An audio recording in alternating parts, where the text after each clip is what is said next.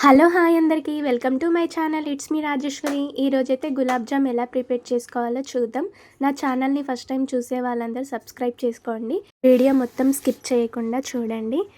ఈరోజైతే గులాబ్ జామ్ ఎలా ప్రిపేర్ చేసుకోవాలో చూద్దాం. చాలా జ్యూసీగా ఇలా మొత్తం బాగా కుక్ అయ్యి చాలా బాగుంటుంది. స్మూత్గా ఎలా చేసుకోవాలో గులాబ్ జామ్ మనం ఎలా ప్రిపేర్ చేసుకోవాలో ఇప్పుడైతే రెసిపీ అయితే చూద్దాం. ముందుగా అయితే నేను పొయ్యి మీద ఒక ప్యాన్ పెట్టేసుకొని మనకి ఆ గులాబ్ జామ్ పాకం ఉంటుంది కదా, సో దానికైతే మనం ఎంత కావాలో అంత వాటర్ అయితే పోసుకొని ఇక్కడ నేను షుగర్కి బదులు ఇక బెల్లం వేసాను.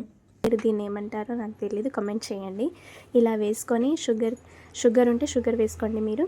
ఇప్పుడు ఒక ప్లేట్లో మనమైతే గులాబ్ జామ్ పిండిని తీసుకొని ఒక బౌల్ తీసుకున్నాను నేను ఇక్కడ తీసుకొని దీంట్లో అయితే మనం వాటర్ అండ్ మిల్క్ రెండు కలుపుకొని నేనైతే ఇక్కడ తీసుకున్నాను గ్లాస్లో. ఇప్పుడైతే ఈ మిశ్రమాన్ని నేను బాగా కలుపుకుంటున్నాను. మరీ గట్టిగా కాకుండా స్మూత్గా ఫింగర్స్తో నీట్గా మెత్తగా తడుపుకోండి.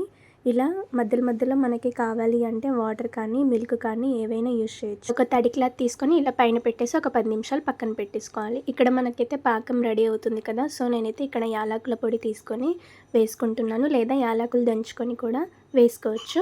ఇలా ఒకసారి వేసాక కలుపుకోవాలి.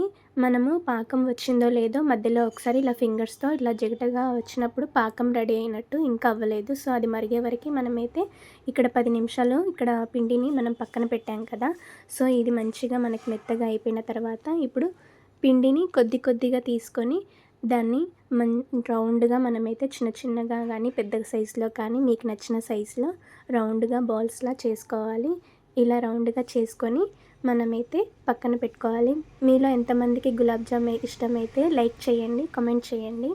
ఇప్పుడు అన్ని గులాబ్ జామ్స్ అన్నీ ఇలా రెడీగా ప్రిపేర్ చేసుకొని పొయ్యి మీద అయితే ఒక ప్యాన్ పెట్టేసుకొని ఇక్కడ నేనైతే గులాబ్ జామ్స్ ఫ్రై చేయడానికి ఆయిల్ అయితే పోసుకున్నాను. మనకి హీట్ అయిన తర్వాత ఇక్కడ మనం చేసిన రౌండ్స్ని అయితే దీంట్లో వేయాలి. గులాబ్ జామ్స్ని ఇలా వేసి అవి కొంచెం మనం గోల్డెన్ కలర్ వచ్చే వరకు వేయించుకోవాలి. లో ఫ్లేమ్లో పెట్టి వేయించుకోవాలి, లేకపోతే మాడిపోతాయి. సో ఇలా గోల్డెన్ కలర్ వచ్చినాక ఒక గిన్నెలోకి అయితే తీసుకోవాలి. నెక్స్ట్ టైం కూడా అలానే గులాబ్ జామ్స్ అన్నీ వేసి దాంట్లో ఇలా మనం డీప్ ఫ్రై చేసుకొని అవి కూడా వేగిన తర్వాత ఒక బౌల్లోకి అయితే తీసి పక్కన పెట్టుకోవాలి. ఇక్కడ మనకు పాకం కూడా రెడీ అయింది.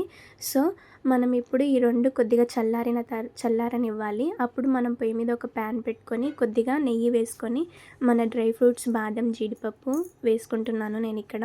అలా వేసుకొని అవి కూడా పక్కన పెట్టుకొని ఇప్పుడు ఇవి చల్లారిన తర్వాత ఈ పాకంలో మనమైతే ఈ గులాబ్ జామ్స్లన్నీ వేసి బాగా నాననివ్వాలి.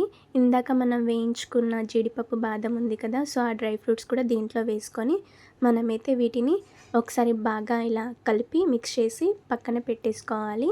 ఇలా కలిపిన తర్వాత ఇది మొత్తం నేను ఒక బౌల్లోకి సర్వ్ చేసుకొని ఫ్రిడ్జ్లో అయితే పెట్టడానికి ఇక్కడ పెట్టాను. చాలా టేస్టీగా ఉంటుంది. అందరూ ఒకసారి ఇలా ట్రై చేయండి. మీకు ఈ వీడియో నచ్చితే లైక్, షేర్, సబ్స్క్రైబ్ చేసుకోండి.